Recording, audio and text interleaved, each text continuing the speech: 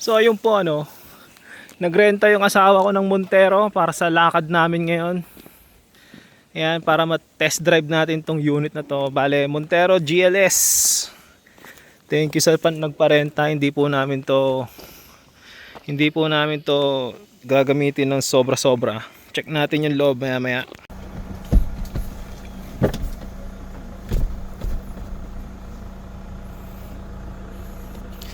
So yun, sobrang luwag ng space ng third row natin.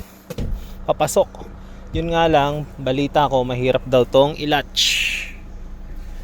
Yan. So yun, nandito tayo ngayon sa likod ng Montero Sports GLS sa third row. Sa totoo lang, maluwag. Livable.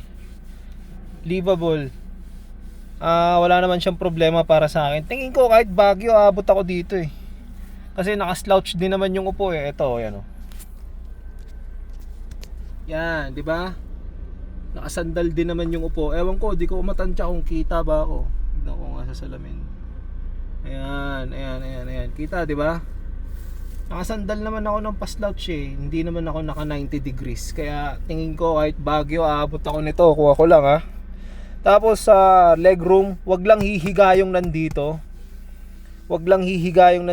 Very good siya para sa akin. Pwede kang bumuka ka, pwede kang, 'di ba? Partida nakababa pa 'to, 'di ba? Solid. So 'yun, ito yung third row ng Montero GLS. Pare-parehas naman lahat ng Montero eh. Pare-parehas naman kahit anong klaseng Montero pa 'yan. Iisa lang naman yung interior niyan, iisa lang naman yung loob niyan. Maiiba lang yung GLX, walang leather seat.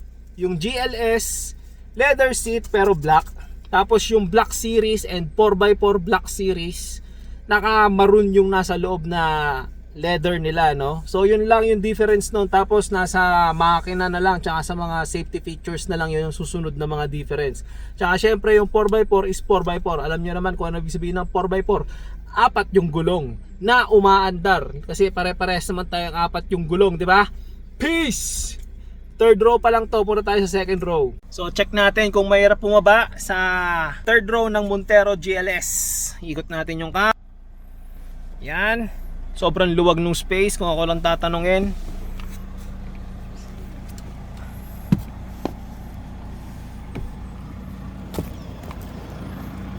Yan, di ba? Basic na basic. Tapos try natin to ibaba.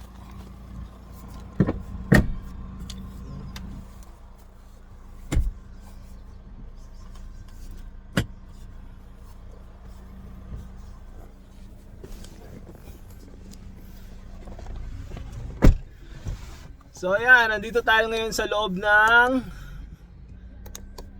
Montero GLS na second row. Diba? Sa totoo lang ang luwag ng legroom oh. Ito ano na to, driving position ko na yan. Yan. Kung gaano kalayo yan, yan na yung driving position ko. Then yung legroom, sobra. Diba? Di pa ba sapat yan? Sinasabi nila maliit to o baka kasi dahil galing ako sa BIOS. Kasi sa BIOS may mga bagay ka talagang hindi pwedeng gawin na pwede mong gawin dito. Well, so ganito siya kaluwag. Tingin ko sulit to sa compare sa ibang SUV. Kasama na rin to sa pinakamura. Kasama na rin to sa pinaka budget friendly na SUV ano. Kaya ayun, check natin susunod yung nandun sa harap, kung anong meron dun sa driver's side natin. Peace, lipat ako. Boom, di ba? So ayun, nandito na tayo sa loob ng Montero GLS automatic. GLS, alam niyo naman. Ito yung front, yung driver's seat natin, di ba? Sobrang ganda nung steering wheel. Ayan, yung steering wheel natin. Nakakatuwa kasi update lang siya, update lang naman yung ginawa dito, hindi naman refresh. Pero pinalitan na nila nung refresh ng Triton yung manubela natin. So ito na yung manubela ng Triton, ito rin yung manubela ng Destinator. Ganito rin yung update na itsura ng manubela ng Expander natin, tsaka Expander Cross. Yung Mirage, di ko pa kasi nakikita, pero yun, sobrang ganda. Dito yung ating infotainment screen. Tapos nandito yung ating gauge cluster, kung ano bang tawag dyan, nakalimutan ko. Then naka electronic parking brake na rin tayo. Itong electronic parking brake na habang tinetesting ko to, nagugulat ako kasi pagkapunta nung cambio ko sa park mode, automatic na siyang nag-handbrake. Automatic na siya nag-handbrake. Parang sabi ko, gusto ko ma-experience ako mag-handbrake eh.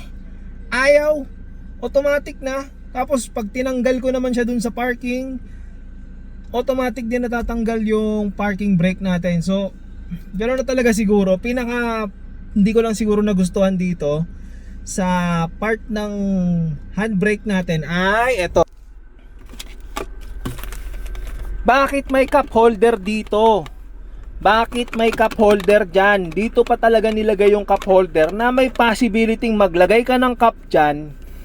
Tapos, maalog-alog kayo sa biyahe. Pwede mag-spill dito yung laman ng cup na nagiging rason kung bakit mabilis masira itong electronic parking brake na to. Di ba? Kung ako may-ari nito, baka plastikan ko to. Since hindi naman nagagamit eh. Kasi automatic naman eh. Nag-auto parking brake naman eh. Yung hold, mapipindot mo naman lahat yan eh. Paalagyan ko ng scotch tape to para maproteksyonan na hindi siya mabasa. Pero possible pa rin sumingit dito yun, di ba? Hindi lagyan ko lahat ng scotch tape yan. Di ba? Tapos sobrang angas para sa akin, ha? Para sa akin, sobrang angas nitong cambio na to. Hindi ganito yung cambio sa Toyota. At hindi rin ganyan yung cambio nung Fortuner namin na parang ang daming puzzle bago ka makapag-cambio, no? Well, para sa akin, safe naman yung gawa ni Toyota. Pero ito kasi may pinipindot dito. Ayan, may pinipindot dyan. Bago mo mapunta or maigalaw galing sa parking yung cambio mo. So halimbawa kung mag-aatras ka, magre-reverse ka, kailangan mo munang pindutin yon. Then papunta ka ng drive, kailangan mong pindutin yon. Hindi siya mauusog basta-basta kung matatapik lang siya habang nagda-drive ka. Sasadyain mo siyang pindutin. Wherein safety feature yon para sa akin na nakakaganda. Kumbaga, hindi ka basta-basta mag-aalala na halimbawa nagda-drive ka, possible may pumitik or masagi mo yan or masagi ng passenger mo. Napakalaking bagay nung ganun, di ba? Kahit sino naman siguro gusto ng safe pagka bumabiyahe sila. So yun, kung i-compare ko naman to dun sa gamit kong sasakyan, which yung Toyota Vios 2015. Yes, 11 years na siya. Sobrang tagal na, sobrang may edad na talaga. Pumunta kami ngayon dito somewhere in Antipolo at alam kong malubak dito. At hindi namin maramdaman yung lubak. For some reason, hindi namin basta-basta maramdaman yung lubak. Maliban na lang talaga kung yung talagang tumatagilid kayo, ha. Tapos yung sinasabi din ng mga ibang nagre-review na maalon daw or prone sa body roll itong Montero GLS. Sa tingin ko, ang pinaka-reason lang doon is sobrang galing talaga kasi nila mag-drive. Or madami na silang na-testing na iba pang sasakyan, ano? 'Di ba? Pagdating sa atin, sa'yo, halimbawa ikaw may plano kang bumili ng bagong sasakyan, may plano kang bumili or mag-upgrade from sedan to SUV, yung sinasabi nilang body roll ng Montero ay hindi mo masyadong mararamdaman. Hindi mo masyadong iindahin, kumbaga. Parang wala siya eh. Kasi dalawa lang naman yan eh. Mamimili ka, matagtag or maalon. Yun lang naman yan eh. Kaya naglalaban dyan talaga si Fortuner tsaka si Montero. Kung bakit is si Fortuner kasi hindi mo mararamdaman yung alon niya, gawa ng umi-steady agad siya dahil matigas yung kanyang suspension, na nagrarason kung bakit maraming nagsasabi na matagtag yung Fortuner. So yung tagtag niya is yun yung ginamit kasi nilang suspension doon is sobrang tigas. Di katulad sa Montero, tignan nyo ha. Diba? Nakikita nyo yung alon, katawan ko pa lang yon.